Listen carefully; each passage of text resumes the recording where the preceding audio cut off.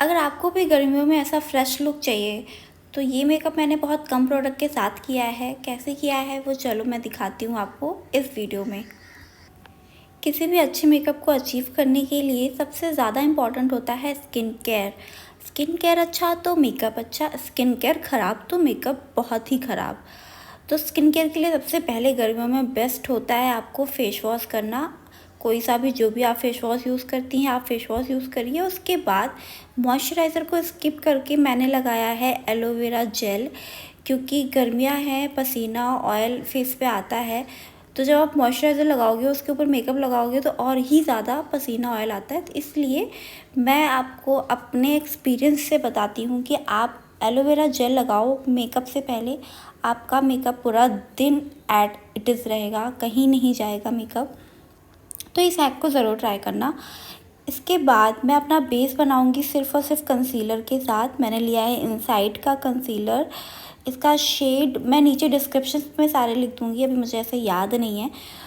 तो मैंने एक डार्क कंसीलर को अपने अंडर आइज़ और माउथ के अराउंड जहाँ जहाँ भी डार्कनेस है फेस पे, पिगमेंटेशन से है, आपको उसी उतने एरिया में इसको अप्लाई करके और अच्छे तरीके से ब्लेंड करना है। इसके बाद मैं लूँगी अपने ही शेड का कंसीलर। इसको मैं अपने फेस के हाई पॉइंट्स पे लगाऊंगी और आप बोल सकते हो हाइलाइटिंग एरियाज़ पे लगाऊंगी और फिर इसे अपने पूरे ही फेस पे ब्लेंड करूंगी। Blending is important. अगर आप अच्छे तरीके से लाइट हैंडेड ब्लेंड करोगे तो ही अच्छे से ब्लेंड होगा, अदरवाइज़ सारा का सारा प्रोडक्ट आपके ब्लेंडर में आ जाना है। तो ब्लेंडिंग करते समय ये ध्यान में रखना है कि ब्लेंडर को बहुत सॉफ्टली ही चलाना है, हाई प्रेशर नहीं देना है।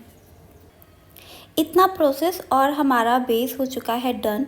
अब मैं करूँगी ब्लश अप्लाई। ब्लश के लिए मैंने मार्स का ब्लश लिया है। ब्लश को अप्लाई करके मैं इसे फिंगर की हेल्प से ही ब्लेंड करूँगी, ये अच्छी तरीके से हो जाता है। अगर मैं इसे ब्लेंडर या फिर ब्रश से करने की कोशिश करूँगी तो ये गायब भी हो जाएगा, क्योंकि ये बहुत ही लिक्विडी है। तो इसे आपको फिंगर से ही ब्लेंड करना है।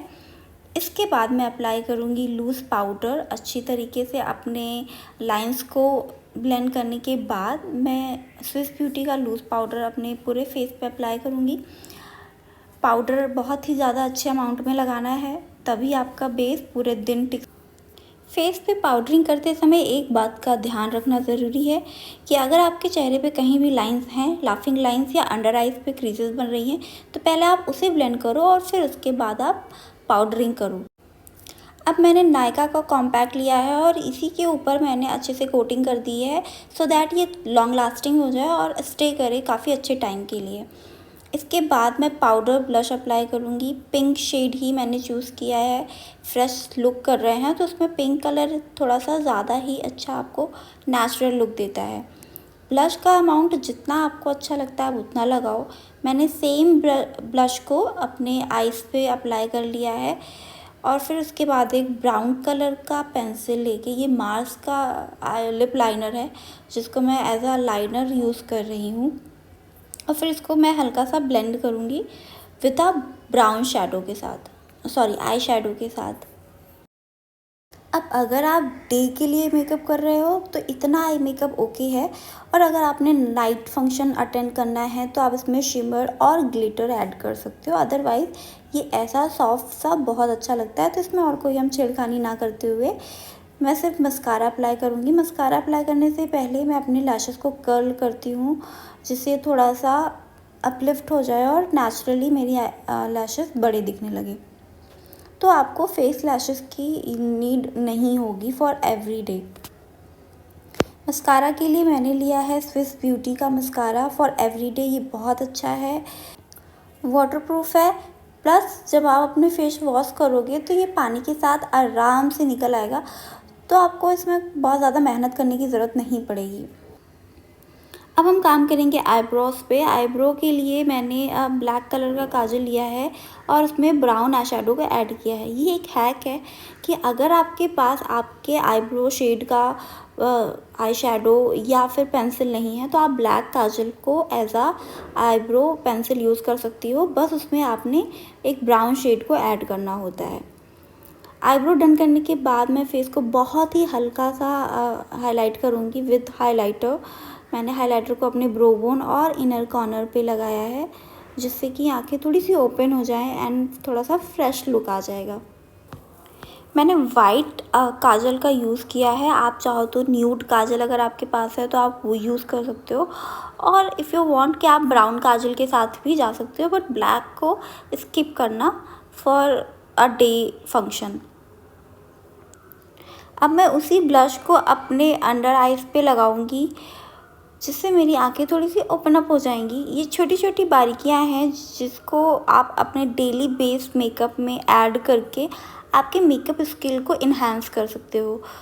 बारीकियां हैं जिनको शायद आप कभी स्किप कर देते हो कि अरे चलो जाने दो, बट नहीं, आपको ये करना होता है। इसी से आप के रेगुलरिटी में आएगी और आपका हाथ बैठेगा, और फिर आपको सोचना भी नहीं पड़ेगा, अपने आप अपना मेकअप करते जाओगे।